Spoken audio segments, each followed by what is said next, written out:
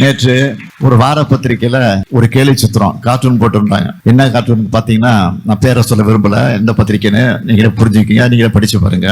நான் காவடி எடுக்கிற மாதிரியும் அமைச்சர்கள் எல்லாம் அழகு குத்திக்கிட்டு இருக்கிற மாதிரியும் தரையில உருளற மாதிரியும் கார்ட்டூன் போட்டிருக்கிறாங்க. அதை பார்க்கும்போது எனக்கு சிரிப்பு வரல, ரொம்ப பரிதாபமா இருந்துச்சு.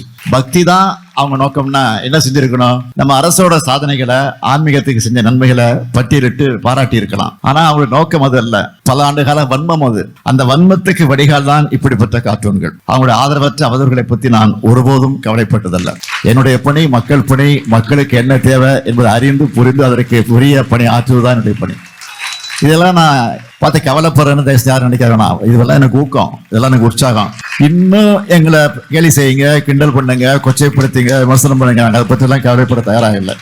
திருநாவுக்கரசர் மொழிக்கு ஏற்ப என் கடன் பணி செய்து கிடப்பதே. நாம தொடர்ந்து உண்மையான பக்தருடைய நலனுக்காக செயல்படுவோம்.